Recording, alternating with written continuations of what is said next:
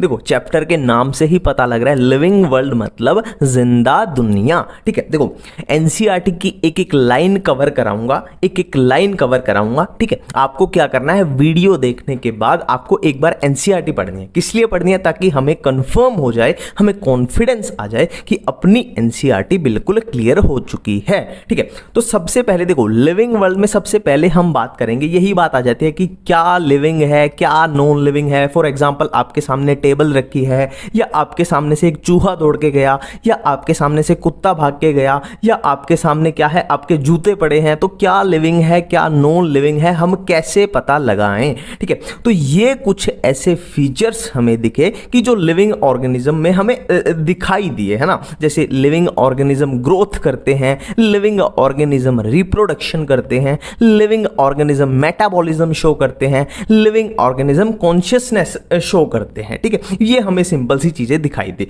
अब इन फीचर्स के साथ दिक्कत क्या है कि हम इनको पूरे तरीके से नहीं बोल सकते कि ये लिविंग में प्रेजेंट होते हैं, क्योंकि जैसे ग्रोथ है मान लो, अब ग्रोथ लिविंग भी शो कर सकता है, नॉन लिविंग भी शो कर सकता है। कैसे कर सकता है वो आगे बात करेंगे। जैसे रिप्रोडक्शन है, रिप्रोडक्शन भी जरूरी नहीं है कि लिविंग के अंदर हो, प्रेजेंट हो, जरूरी नहीं है। मान लो कोई ऐसा ऑर्गेनिज्म है, कोई ह्यूमन है जो फर्टाइल नहीं है, इनफर्टाइल है, वो रिप्रोडक्शन नहीं कर सकता, तो क्या वो लिविंग नहीं है? ऐसे ये बड़ा सवाल हमारे सामने आता है, तो ये सब बातें करेंगे, है ना। तो यहां पे एक कंसेप्ट आता है किसका, defining feature and non defining feature. Defining feature मतलब ऐसे फीचर जो सिर्फ और सिर्फ लिविंग ऑर्गेनिज्म में प्रेजेंट हो। मैं फिर से रिपीट करता हूं, डिफाइनिंग फीचर कौन से हो जाएंगे, है ना। देखो इनमें से डिफाइनिंग फीचर कौन से हो जाएंगे, जो सिर्फ और सिर्फ लिविंग ऑर्गेनिज्म में प्रेजेंट हो। और नॉन डिफाइनिंग फीचर कौन से, ऑटोमेटिकली जो लिविंग में भी हो सकते हैं और नॉन लिविंग में भी हो सकते हैं। ठीक है, तो इसकी कंफ्यूजन से बचने के लिए एक जबरदस्त ट्रिक बताता हूं आपको, कभी भी कंफ्यूजन नहीं होगी, ये बार बार दुखी करेगा नहीं तो आपको। इसकी जबरदस्त ट्रिक बताता हूं, डिफाइनिंग वर्सेस नॉन डिफाइनिंग में हमें क्या डिफरेंस देखना है। तो देखना है तो किससे देखेंगे, नजर से देखेंगे। नजर मतलब हम अपनी आंखों से देखेंगे, हम अपनी नजर से देखेंगे।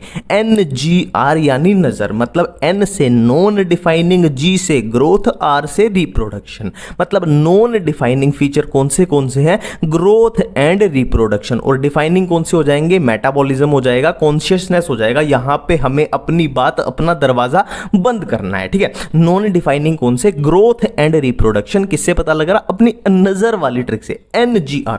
नॉन डिफाइनिंग कौन से, ग्रोथ एंड रिप्रोडक्शन। और डिफाइनिंग कौन से हो जाएंगे, मेटाबॉलिज्म, कॉन्शियसनेस। ठीक है, यहां से अपनी कंफ्यूजन बिल्कुल दूर है। ठीक है, अब हम इन पे बारी बारी से बात करेंगे कि ग्रोथ के अंदर क्या होगा, रिप्रोडक्शन के अंदर क्या होगा, मेटाबॉलिज्म के अंदर क्या होगा, कॉन्शियसनेस के अंदर क्या होगा। अब देखो हम ग्रोथ के बारे में बात कर रहे हैं, ग्रोथ के बारे में। तो ग्रोथ के बारे में पहली चीज तो हम अपनी ट्रिक के बेस पे बता देंगे कि ग्रोथ क्या है, नॉन डिफाइनिंग फीचर है, नॉन डिफाइनिंग फीचर। ठीक है, अब वो हमसे क्वेश्चन पूछेगा कि ग्रोथ जो है वो नॉन डिफाइनिंग फीचर क्यों है, वो डिफाइनिंग क्यों नहीं है। क्योंकि सिंपल सी बात है, ग्रोथ नॉन लिविंग में भी हो सकती है और लिविंग में भी हो सकती है, इसीलिए हमने उसको बोला नॉन डिफाइनिंग फीचर। एक इसका सिंपल सा एग्जाम्पल बताता हूं। देखो हमारी हाइट बढ़ती है, मान लो कोई 8 साल का बच्चा है, वो 18 साल का जब होगा उसकी हाइट बढ़ जाएगी, मतलब क्या है, उसने ग्रोथ कर ली। तो लिविंग में तो होती है, सिंपल सी बात है।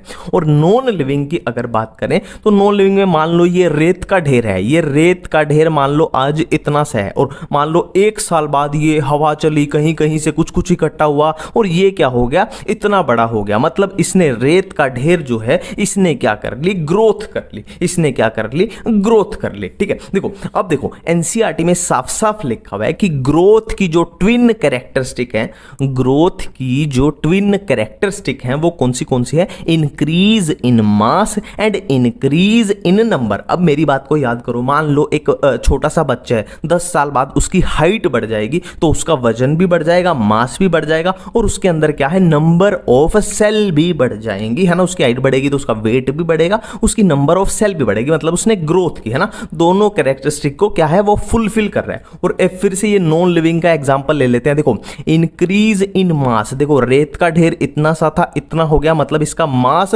जाहिर सी बात है इंक्रीज हुआ है। और नंबर, यहाँ पे सैंड पार्टिकल बहुत कम थे, यहाँ पे सैंड पार्टिकल का नंबर भी बहुत ज़्यादा हो चुका है, मतलब मास भी इंक्रीज हुआ और नंबर भी इंक्रीज हुआ। तो दोनों कैरेक्टरिस्टिक को इसने भी फुलफिल किया, मतलब इसने भी ग्रोथ की, है ना। तो लिविंग में भी है, नॉन लिविंग में भी है, इसीलिए हमने ग्रोथ को क्या बोला, नॉन डिफाइनिंग फीचर। ठीक है, अब यहाँ पे एनसीईआरटी में साफ साफ लिखा हुआ है कि प्लांट्स और एनिमल्स की बात करें तो प्लांट्स में जो ग्रोथ है वो पूरी जिंदगी होती है, थ्रू आउट लाइफ, है ना, जब से पैदा होंगे और जब तक मरेंगे तब तक उनमें ग्रोथ होगी। बट एनिमल्स के अंदर up to certain age, for example मान लो हाइट का ही एग्जांपल ले लो, हाइट कब तक बढ़ती है, 19 साल तक, 20 साल तक, उसके बाद जनरली हाइट किसी की नहीं बढ़ती, है ना। तो एनिमल्स में अप टू सर्टेन एज तक ग्रोथ होती है, प्लांट में थ्रू आउट लाइफ। ठीक है, अब यहाँ पे एक बात की गई है कि growth from inside is defining feature. ठीक है, देखो हम यहाँ पे नॉन लिविंग की जब बात की थी, जो ये ग्रोथ हुई थी ये बाहर से हुई थी, मतलब सैंड पार्टिकल बाहर से आएंगे, बाहर से आएंगे। बट जो अंदर से ग्रोथ है, फॉर एग्जांपल हमारी हाइट बढ़ रही है तो वो हमारे अंदर से बढ़ रही है। ऐसा थोड़ी है कि हमारे बाहर से हवा से कुछ मिट्टी के पार्टिकल उड़ते जा रहे हैं और हमारी हाइट को बढ़ा रहे हैं, नहीं, ऐसा नहीं होगा। वो ग्रोथ हमारे अंदर से हो रही है, हमारी जो सेल डिवाइड कर रही है वो हमारे अंदर से कर रही है ना। तो ये क्वेश्चन आ जाए कि ग्रोथ डिफाइनिंग फीचर है या नॉन डिफाइनिंग फीचर है, तो ग्रोथ क्या है, नॉन डिफाइनिंग फीचर। बट ये आ जाए कि ग्रोथ फ्रॉम इनसाइड कैसा फीचर है, डिफाइनिंग फीचर, वो नॉन लिविंग शो नहीं कर पाएंगे, क्योंकि नॉन लिविंग में जो ग्रोथ होगी वो हमेशा कैसी होगी, आउटसाइड, बाहर से होगी। बट लिविंग में क्या है, इनसाइड से भी होगी। तो ये बातें बिल्कुल क्लियर है, growth from inside is defining feature, growth from outside is non defining feature. अब हम बात करते हैं ग्रोथ के बाद रिप्रोडक्शन की। ठीक है, तो पहली कंफ्यूजन तो अपनी यहीं पे क्लियर है, नजर अपनी ट्रिक से, कि रिप्रोडक्शन कैसा फीचर है, नॉन डिफाइनिंग फीचर है। रिप्रोडक्शन कैसा फीचर है, नॉन डिफाइनिंग फीचर है। ठीक है, क्यों है उसके बारे में भी बात करेंगे। ठीक है, तो यहां पे देखो एनसीईआरटी में बात की गई है कि मल्टी सेलुलर ऑर्गेनिज्म में रिप्रोडक्शन का मतलब है प्रोडक्शन ऑफ प्रोजेनी। ठीक है, और यूनिसेलुलर में मतलब है सेल डिवीजन। इसका एक मैं सिंपल सा एग्जांपल आपको दिखा देता हूं। देखो ये एक ह्यूमन है, ये एक ह्यूमन है। ठीक है, ये एक ह्यूमन है, मतलब ये एक मल्टी सेलुलर ऑर्गेनिज्म है। और ये क्या है, एक बैक्टीरिया की कॉलोनी है। ये बैक्टीरिया की कॉलोनी मतलब यूनिसेलुलर। ठीक है, अब मैं अगर बोलूं आपको कि ये ह्यूमन जो है ये अगर रिप्रोडक्शन करेगा तो आपका सीधा सीधा दिमाग कहां पे जाएगा कि ये बच्चे पैदा करेगा। ठीक है, ये ह्यूमन अगर रिप्रोडक्शन करेगा तो सिंपल हमारा माइंड कहां पे जाएगा कि इसके अगर बच्चे पैदा होंगे तो उसी को हम बोल रहे हैं, क्या बोल रहे हैं, रिप्रोडक्शन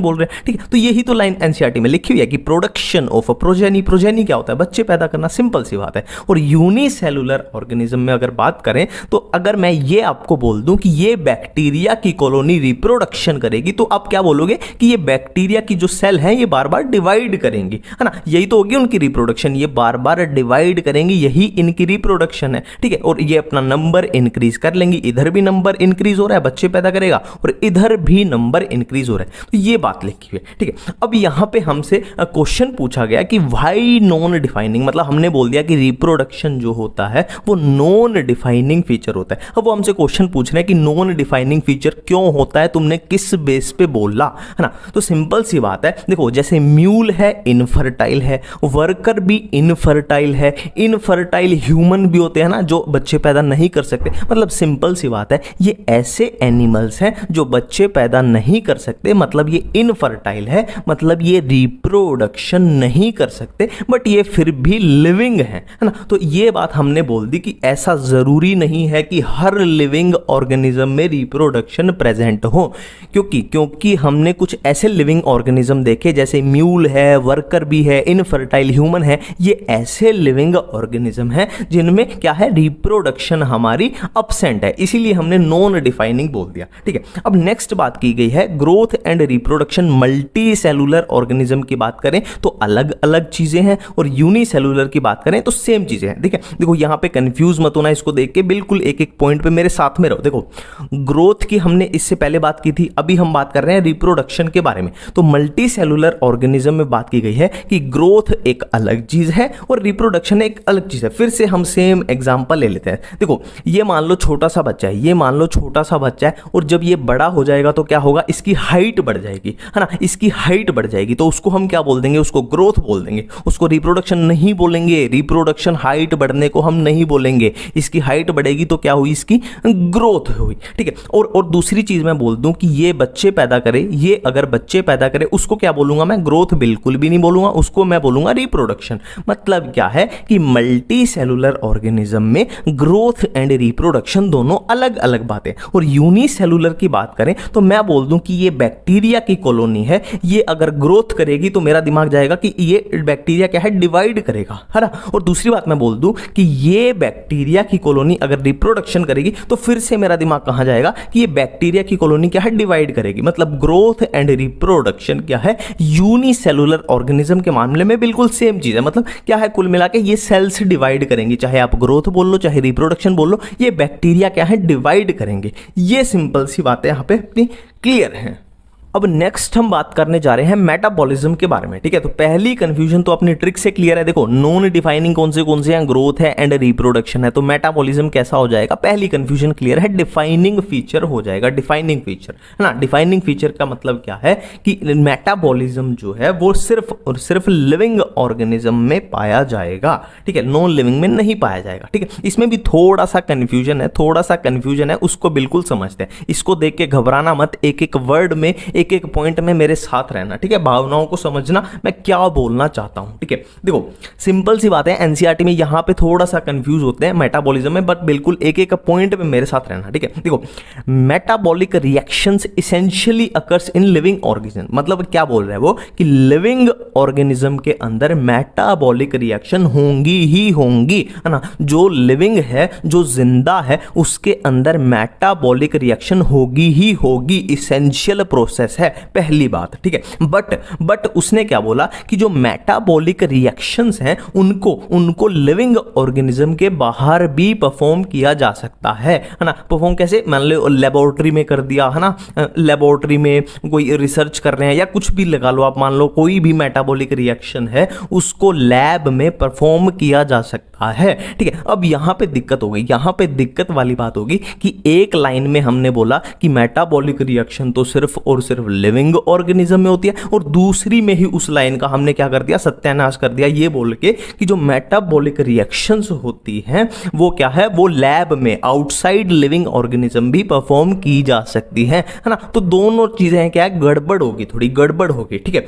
तो एक इन दोनों को सही से बताने के लिए बिल्कुल ये अपनी तीसरी लाइन तैयार है, जो बिल्कुल मेटाबॉलिज्म को डिफाइनिंग फीचर शो कर देगी कि अगर मेटाबॉलिक रिएक्शन सेल के अंदर हो रही है, ठीक है। यहां पे एक इंपॉर्टेंट बात आ गई, सेल के अंदर होनी चाहिए, लैब में नहीं, टेस्ट ट्यूब में नहीं होनी चाहिए। अगर मेटाबॉलिक रिएक्शन सेल के अंदर होती है तो हम उसको डिफाइनिंग फीचर बोल रहे हैं, ठीक है। मैं फिर से रिपीट करता हूं, मेटाबॉलिक रिएक्शन लिविंग ऑर्गेनिज्म में होगी ही होगी, बट दिक्कत क्या आ गई कि उनको हम लैब में भी परफॉर्म कर सकते हैं। बट यहां पे इन दोनों को हटा के हमने एक फाइनल लाइन तैयार की कि अगर मेटाबॉलिक रिएक्शन सेल के अंदर होती है तो उसको हम क्या बोल रहे हैं, डिफाइनिंग फीचर बोल रहे हैं, ठीक है। सेल के अंदर मतलब सिंपल सी बात है, सेलुलर ऑर्गेनाइजेशन ऑटोमेटिकली क्या हो जाएगा, फिर एक डिफाइनिंग फीचर हो जाएगा। ये बिल्कुल कंफ्यूजन क्लियर है।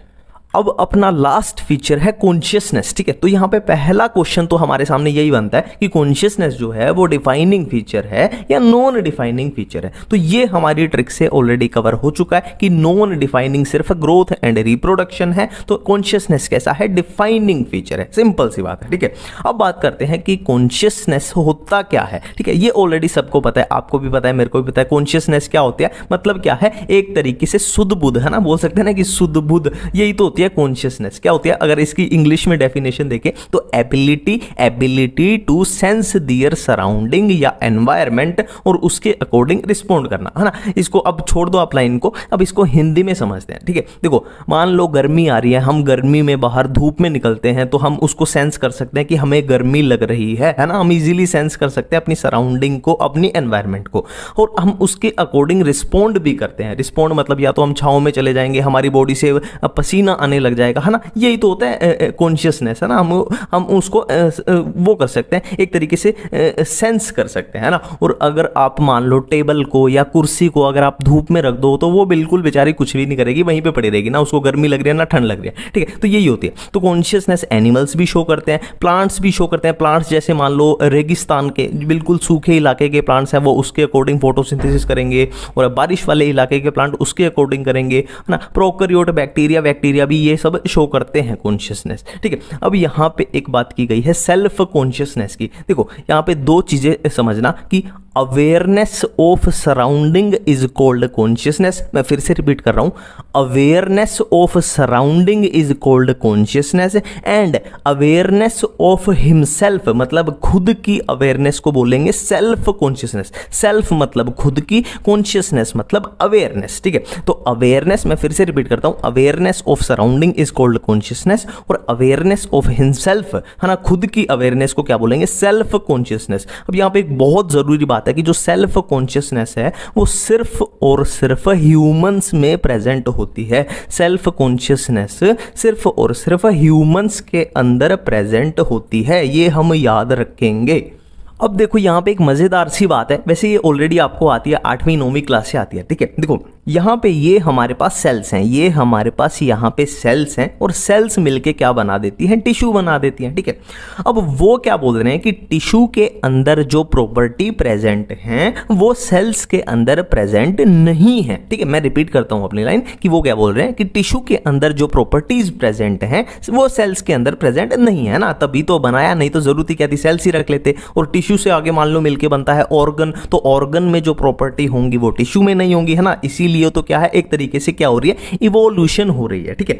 अब हमारा क्वेश्चन होना चाहिए कि टिश्यू के अंदर जो प्रॉपर्टी आई, जो नई प्रॉपर्टी आई, मतलब जो सेल्स के अंदर प्रेजेंट नहीं थी, वो आई कहां से। तो सिंपल सी बात है, जो सेल्स मिलके टिश्यू बनाती हैं तो इनके बीच में एक तरीके से कुछ इंटरेक्शन होती है, और इस इंटरेक्शन के रिजल्ट की वजह से टिश्यू के अंदर नई प्रॉपर्टीज आई, है ना। और टिश्यू मिलके मान लो आगे ऑर्गन बनाएगा, तो टिश्यू मिलके जो इंटरेक्शन करेंगे उसके रिजल्ट से ऑर्गन में नई प्रॉपर्टीज आएंगी, है ना। तो कुछ इसी तरीके से क्या हो रही है, एक तरीके से इवोल्यूशन हो रही है ना, इवोल्यूशन हो रही है ना। इसी तरीके से तो हो रहा है, मान लो प्रिमिटिव एनिमल है, बहुत पुराने एनिमल है, उनमें सिर्फ और सिर्फ सेल्स प्रेजेंट है, उनमें टिश्यू प्रेजेंट नहीं है ना। तो उसमें जो प्रॉपर्टी होंगी, और जो मान लो एडवांस एनिमल है, मान लो मैमल्स है, मैमल्स के अंदर टिश्यू भी प्रेजेंट है, ऑर्गन भी प्रेजेंट है, तो उनके अंदर थोड़े एक्स्ट्रा फीचर आ जाएंगे। इसी तरीके से क्या है, एक तरीके से इवोल्यूशन हो रही है ना। तो एक तरीके से वो लिविंग ऑर्गेनिज्म की इवोल्यूशन बता रहा है कि लिविंग ऑर्गेनिज्म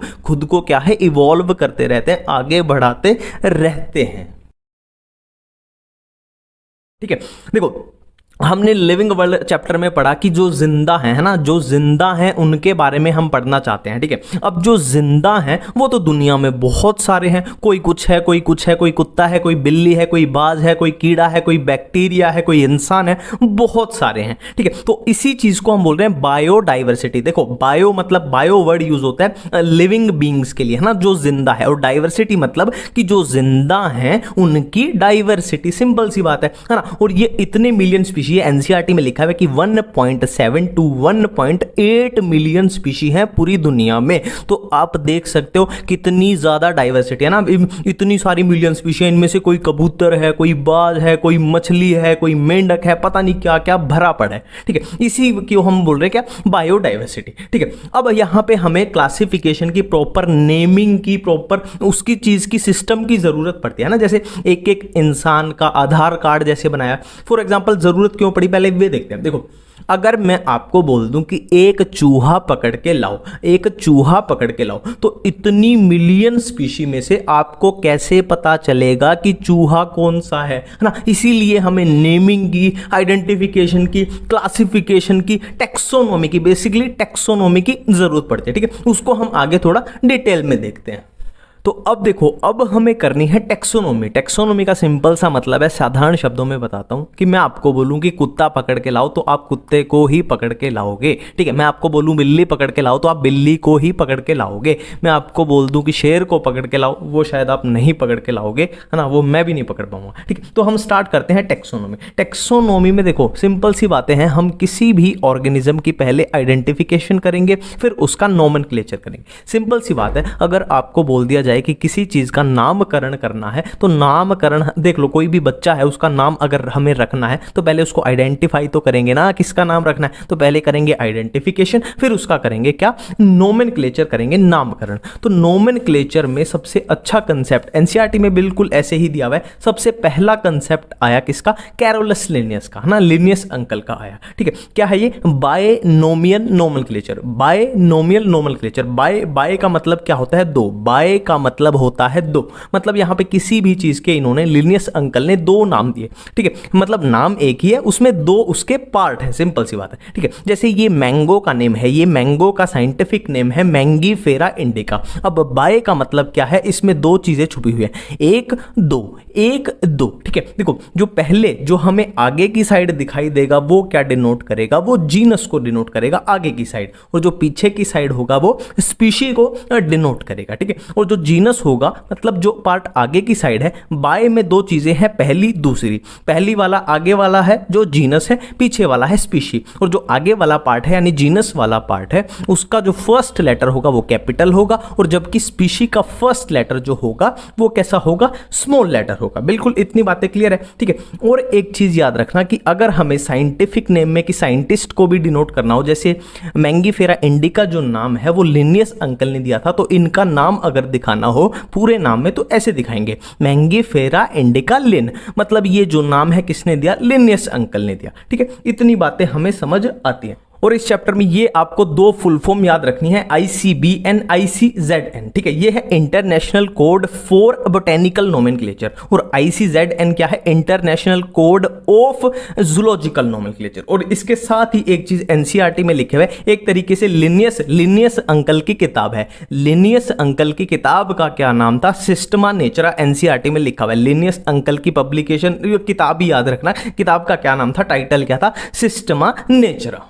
अब देखो यूनिवर्सल रूल्स ऑफ नोमेनक्लेचर, अब जो पढ़ाकू बच्चा है वो इनको पढ़ ले, ये पूरा एनसीईआरटी का कॉपी पेस्ट है ना, पढ़ाकू वाला इनको पढ़ ले, और जो पढ़ाकू नहीं है वो सिर्फ इस वाली पर्ची को देखे, ठीक है। देखो हम नाम ऐसे लिखते हैं, हम नाम ऐसे लिखते हैं, ये हमने लिख दिया मैंगीफेरा इंडिका, ये साइंटिफिक नेम है मैंगो का, ठीक है। अब यहाँ पे क्या क्या चीजें हमें दिख रही हैं वही इसमें सिंपल सी लिखी है। देखो ये मैंने कैसे लिखा है, मैंगीफेरा इंडिका कैसे लिखा है, मैंने इटैलिक्स में लिखा है। अब इटैलिक्स क्या होती है, देखो सिंपल है, एक तो मैं बायोलॉजी ऐसे लिखूं, एक बायोलॉजी थोड़ा सा ऐसा टेढ़ा सा करके लिख दूं, सिंपल हिंदी में ऐसे ही बता रहा हूं कि एक बायोलॉजी में ऐसे लिखूं सजा धजा के, एक थोड़ा सा टेढ़ा सा, ना आप समझ गए होंगे कि इसको मैं इटैलिक्स बोल रहा हूं, है ना। तो ये टेढ़ा टेढ़ा सा लिखने को क्या बोल रहे हैं, इटैलिक्स बोल रहे हैं, तो ये मैंने इटैलिक्स में लिख दिया, पहली बात। दूसरी बात, जो ये कैपिटल लेटर से स्टार्ट हो रहा है, देखो कैपिटल M से स्टार्ट हो रहा है, इसको हम बोलेंगे क्या, जीनस, और ये जो स्मॉल लेटर से स्टार्ट हो रहा है इसको हम बोल देंगे स्पीशी, ठीक है। आगे आएगा जीनस, उसके पीछे आएगा स्पीशी, और जीनस किससे है, कैपिटल लेटर से स्टार्ट है,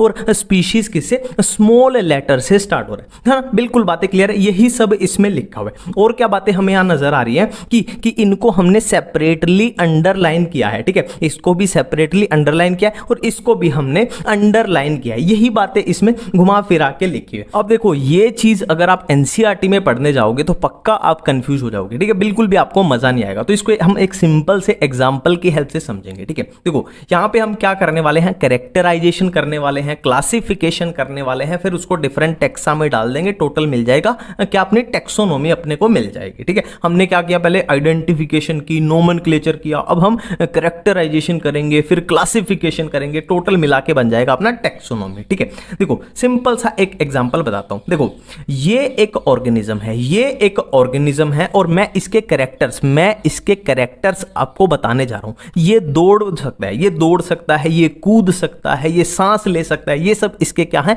कैरेक्टर्स हैं, मतलब कैरेक्टराइजेशन। ये दौड़ सकता है, ये कूद सकता है, ये सांस ले सकता है, ये खाना खा सकता है। इन कैरेक्टर्स के बेस पे हम इजीली बता सकते हैं कि ये प्लांट तो नहीं हो सकता। अगर ये दौड़ सकता है, अगर ये कूद सकता है, तो ये प्लांट तो नहीं हो सकता है, जाहिर सी बात है ये एक एनिमल होगा, है ना। हमने क्या किया, इसके कैरेक्टर्स के बेस पे, कैरेक्टर कौन से थे, दौड़ना इसका कैरेक्टर है, सांस लेना इसका कैरेक्टर है, इसके कैरेक्टर्स के बेस पे इसको क्या कर दिया, क्लासिफाई कर दिया। देखो, based on characters organisms are classified, इसको हमने क्लासिफाइड कर दिया एक टेक्सा के अंदर। टेक्सा क्या है यहाँ पे, एनिमल, एनिमल एक टेक्सा है, एक टेक्सा के अंदर इसको हमने क्लासिफाई कर दिया, ठीक है।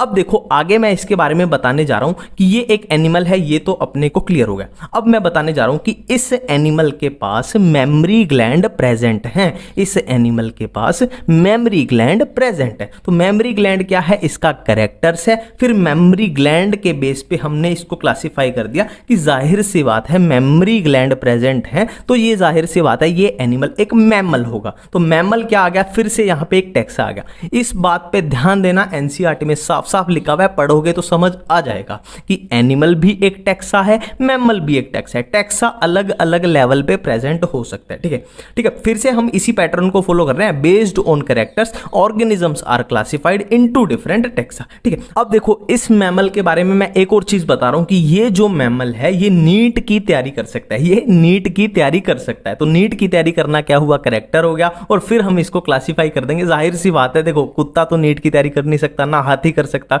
कौन कर सकता है, ह्यूमन, इंसान ही कर सकते हैं। तो फिर से हमने इसको एक टेक्सा के अंदर, ह्यूमन के अंदर डाल दिया। देखो टेक्सा डिफरेंट लेवल पे हो सकता है, एनिमल भी टेक्सा, मैमल भी टेक्सा, ह्यूमन भी टेक्सा। तो ये कुछ इस तरीके से था, और ये हमने पूरा जो किया, आइडेंटिफिकेशन की, फिर नोमेनक्लेचर नामकरण किया, कैरेक्टराइजेशन की, क्लासिफिकेशन की, इस सब को मिला जुला के क्या बोल रहे हैं हम, टेक्सोनोमी बोल रहे हैं। यही था पूरा कंसेप्ट, ठीक है।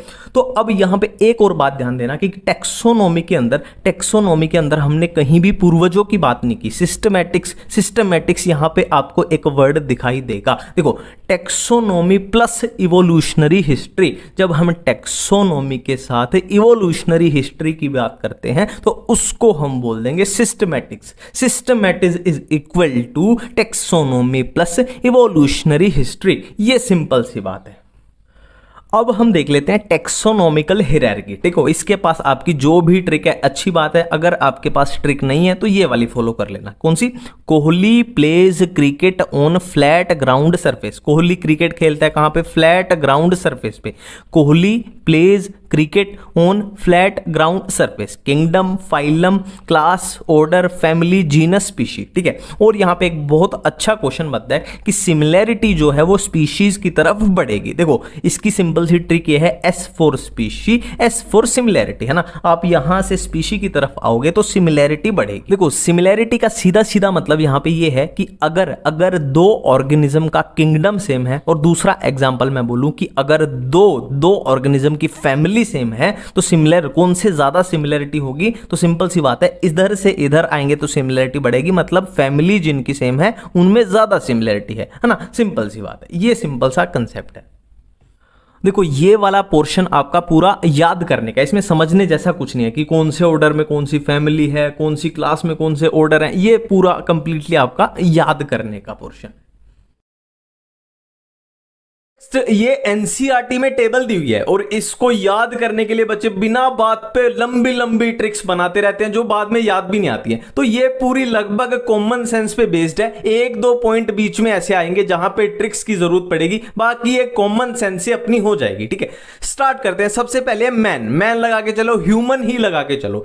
अब ह्यूमन का साइंटिफिक नेम सबको पता है क्या होता है, होमोसेपियंस, ठीक है, होमोसेपियंस। अब नाम हमने नोमेनक्लेचर में किया था कि इसमें होमो क्या हो जाएगा, इसका जीनस, और सेपियंस क्या हो जाएगी, स्पीशी हो जाएगी, ठीक है।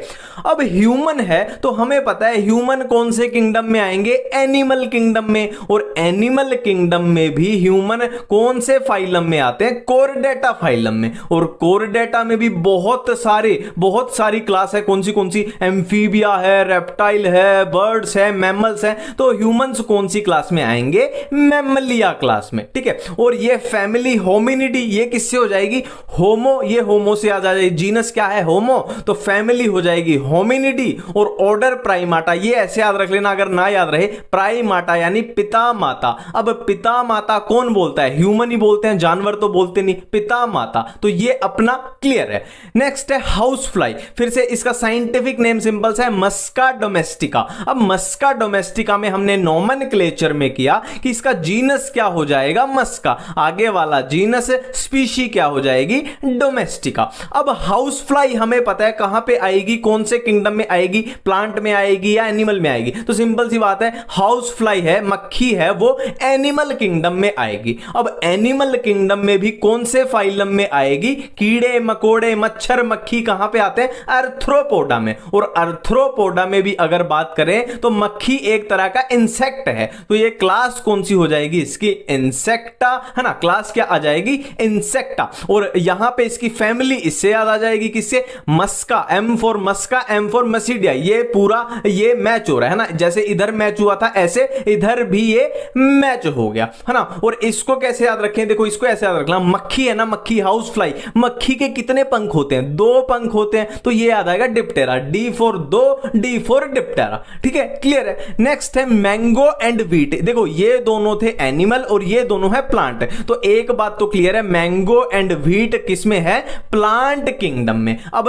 प्लांट किंगडम में भी इसकी डिवीजन करते हैं कि एंजियोस्पर्म है, जिम्नोस्पर्म है, ब्रायोफाइट है, टेरिडोफाइट कहां पे हैं, तो दोनों क्या हैं, दोनों एंजियोस्पर्म हैं। और एंजियोस्पर्म में भी बात करें तो मैंगो जो है वो है डाइकोट प्लांट और व्हीट जो है वो है मोनोकोट प्लांट। तो इतनी बातें क्लियर है, और ये इनका नाम से ही हो जाएगा मैंगीफेरा इंडिका मैंगो, तो जीनस क्या हो जाएगा, मैंगीफेरा, और इधर ट्रिटिकम एस्टिवम, तो इसका जीनस क्या हो जाएगा, ट्रिटिकम, ठीक है, इतनी बातें क्लियर है। अब हमें इसके ये 2 याद रखने हैं और इसके ये 2 याद रखने हैं। तो व्हीट में तो देखो ये पोएसी याद रखने ना, पोएसी पोएल्स दोनों सिमिलर हैं, family Poaceae, order Poales, clear बात है। अब इसको कैसे याद रखें, ये और ये, इसको ऐसे याद रख लेना। देखो मैंगो, जब हम फ्रूट खरीद के लाते हैं तो 3 बहुत कॉमन फ्रूट है, मैंगो यानी आम, अनार और सेब, आम, अनार और सेब, ठीक है, ये मैंगो, ये फैमिली अनार से याद आ जाएगी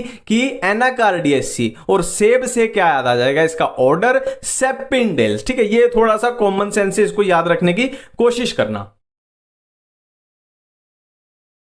पहले सिंपल सा समझते हैं कि टेक्सोनॉमिकल एड होता क्या है। देखो फॉर एग्जाम्पल कोई भी एनिमल है, टाइगर है ना, डॉग है, या कोई भी प्लांट है, उसके बारे में हमें अगर स्टडी करनी है, रिसर्च करनी है, तो हम किन चीज़ों की मदद लेंगे, उन्हीं को हम बोल रहे हैं क्या, टेक्सोनॉमिकल एड, है ना। तो किन चीज़ों की मदद लेंगे, प्रिजर्वेशन, कंजर्वेशन एंड लिटरेचर, इस टाइप से इनको करना, ठीक है, प्रिजर्वेशन, कंजर्वेशन एंड लिटरेचर।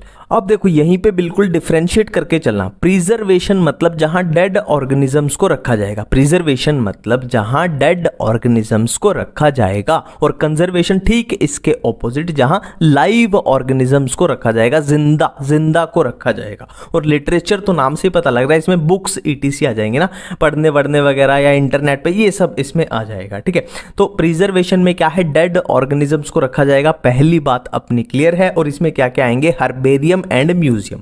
तो पहली चीज तो अपनी यहीं पे क्लियर हो जाती है कि हर्बेरियम एंड म्यूजियम के अंदर डेड ऑर्गेनिजम्स को रखा जाता है। अब कौन से ऑर्गेनिज्म ये हम आगे देखें, ठीक है। और कंजर्वेशन में लाइव ऑर्गेनिज्म, इसमें क्या आ जाएगा, zoological park and botanical garden. मतलब एक बात क्लियर है कि जूलॉजिकल पार्क यानी जू यानी चिड़ियाघर और बोटेनिकल गार्डन में जिंदा ऑर्गेनिजम्स को रखा जाता है, डेड को नहीं रखा जाता। एक बात क्लियर है, ठीक है। और लिटरेचर में अपने क्या क्या आ जाएंगे, फ्लोरा, मैनुअल, मोनोग्राफ, कैटलॉग। इनकी बहुत अच्छी, बहुत सिंपल सी मैं आपको ट्रिक बताऊंगा जो एनसीईआरटी में दिया हुआ है उसको याद करने की। तो सबसे पहले हम बात करते हैं किसकी, प्रिजर्वेशन की। प्रिजर्वेशन में हमारे पास क्या आ रहे थे, हर्बेरियम एंड म्यूजियम। और एक बात हम बिल्कुल क्लियर कर चुके थे कि प्रिजर्वेशन के अंदर क्या आएंगे, डेड ऑर्गेनिज्म आएंगे, ठीक है। अब यहां पे हम पहला डिफरेंस करते हैं हर्बेरियम एंड म्यूजियम के बीच। देखो हर्बेरियम में वर्ड आ रहा है हर्ब, हर्ब है ना, नाम में ही आ रहा है herb,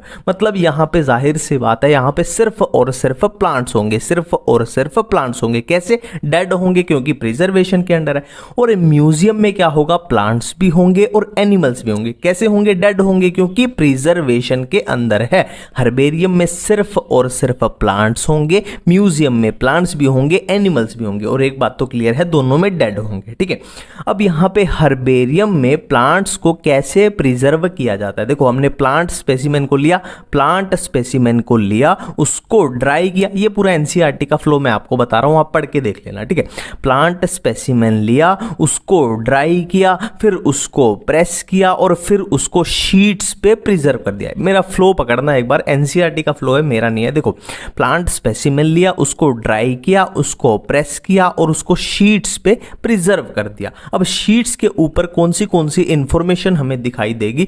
date and place of collection. ठीक है, डेट किस तारीख को, किस डेट को उसको कलेक्ट किया गया और किस प्लेस पे उसको, है ना, किस जगह से उसको कलेक्ट किया गया। ठीक है, और क्या है? इंग्लिश नेम होगा उस पे, लोकल नेम होगा उस पे, बोटेनिकल नेम होगा उस पे, है ना, फैमिली, कौन सी फैमिली का वो प्लांट है वो होगा, कलेक्टर्स नेम होगा उस पे। ये सब इंफॉर्मेशन उस शीट पे दिखाई देंगे आपको। ठीक है, और इधर म्यूजियम की बात करें तो म्यूजियम में यहाँ थोड़ी सी बात की गई है एनसीईआरटी में कि जो छोटे एनिमल हैं, जिस तरीके से इंसेक्ट हैं, उनको किस तरीके से प्रिजर्व किया जाएगा, उनको कलेक्ट किया जाएगा। ये एनसीईआरटी का फ्लो है, उनको कलेक्ट किया जाएगा, उनको फिर किल किया जाएगा, उनको फिर पिन कर दिया जाएगा। पिन है ना, छोटे एनिमल है उनको हम पिन कर सकते हैं, बट लार्ज एनिमल जो होते हैं उनको हम पिन नहीं कर सकते। उनको कैसे प्रिजर्व करेंगे? उनको स्टफ करके, है ना, पहले स्टफ किया जाएगा फिर उनको प्रिजर्व किया जाएगा। ठीक है, और एक लाइन एनसीईआरटी में लिखी हुई है कि skeleton of animals also preserve, मतलब म्यूजियम के अंदर एनिमल्स के स्केलेटन को भी, कंकाल को भी प्रिजर्व किया जाता है। ये तो नॉर्मल सी बात है, जहां भी म्यूजियम आपने देखे होंगे ना,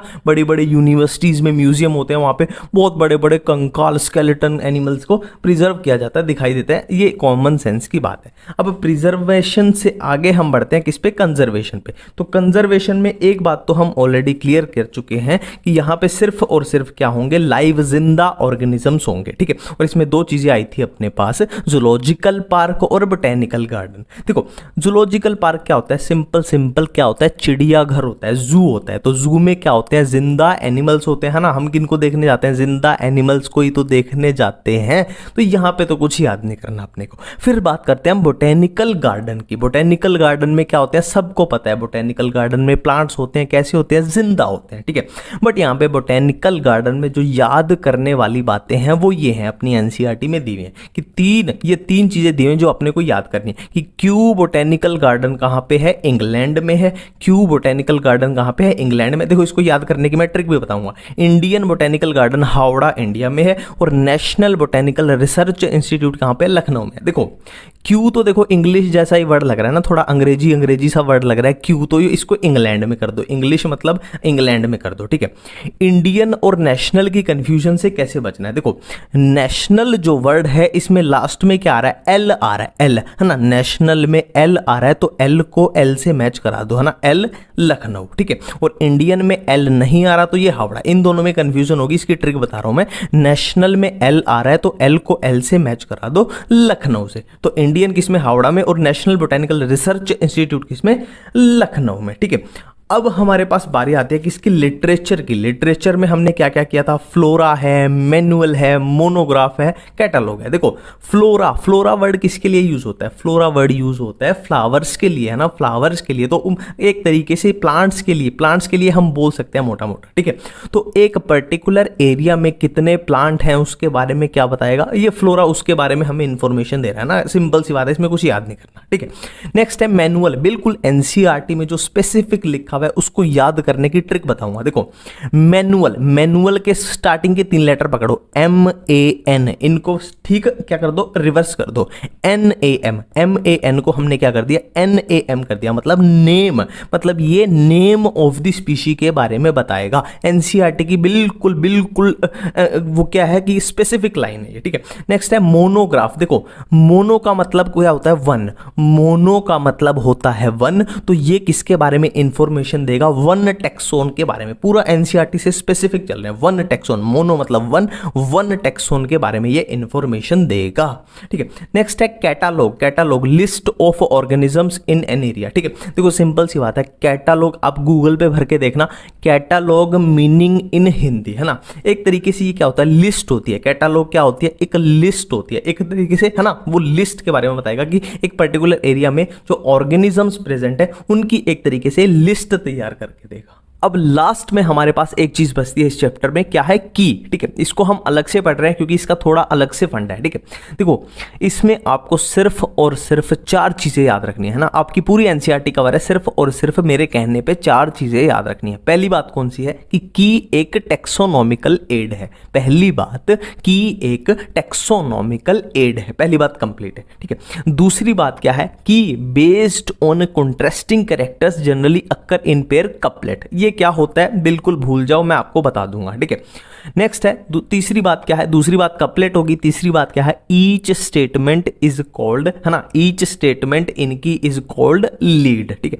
ये यहाँ पे थोड़ी लिखने में मिस्टेक हो गई जिसको आपने नजरअंदाज शायद कर ही दिया होगा। ठीक है, नेक्स्ट है keys are generally analytical in nature. 4 चीजें होगी, की टेक्सोनॉमिकल एड है पहली बात, दूसरी बात क्या है कपलेट वाली, तीसरी बात क्या है लीड वाली, और चौथी बात क्या है keys are generally analytical in nature. ठीक है, अब देखते हैं ये कपलेट क्या होता है, लीड क्या होता है। देखो कपलेट तो नाम से ही पता लग रहा है, कपलेट देखो इन्होंने खुद ही बोला है कि based on contrasting character generally occur in pair, pair है ना कपलेट।